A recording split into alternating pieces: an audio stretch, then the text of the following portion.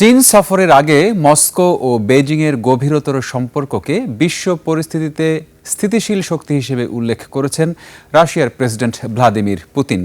চীনের president Xi জিনপিংয়ের সঙ্গে বৈঠকের আগে তিনি এই মন্তব্য করেন।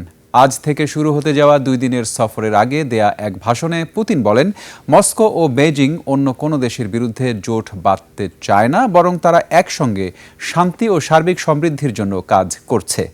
বিস্তারিত আফসানা নীলার রিপোর্টে।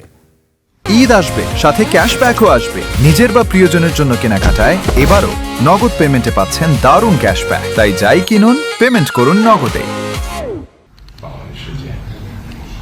মার্কিন প্রেসিডেন্ট ডোনাল্ড ট্রাম্পের পর এবার চীন সফরে যাচ্ছেন রাশিয়ার প্রেসিডেন্ট ভ্লাদিমির পুতিন।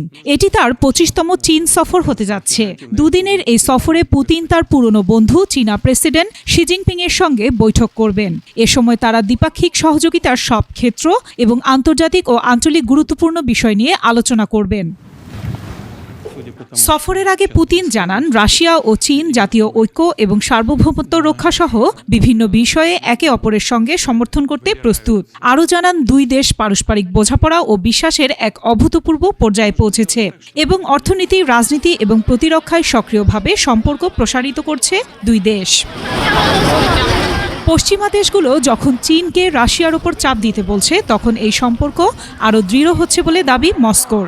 যদিও চীন নিজেকে ইউক্রেন যুদ্ধের ক্ষেত্রে শান্তির মধ্যস্থতাকারী ও নিরপেক্ষ পক্ষ হিসেবে উপস্থাপন করে, তবে পুতিন দাবি করেন চীন ও রাশিয়া একে অপরের মূল স্বার্থ সমর্থন করবে, কারো বিরুদ্ধে জোট না বেঁধে বরং শান্তি ও সর্বজনীন সমৃদ্ধির জন্য কাজ করবে।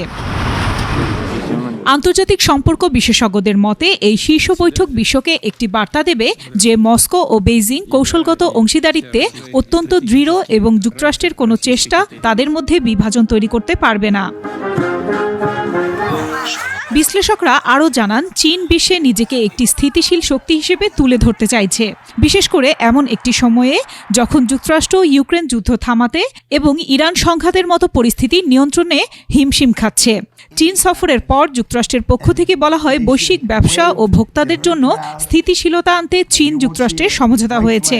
অন্যদিকে চীন ও রাশিয়ার ঘনিষ্ঠ সম্পর্ক পশ্চিমাদের চাপ সত্ত্বেও স্থির কূটনীতি বজায় রাখার ইঙ্গিতই দিচ্ছে। আফসানা নীলা, ডেস্ক রিপোর্ট, 21 টেলিভিশন।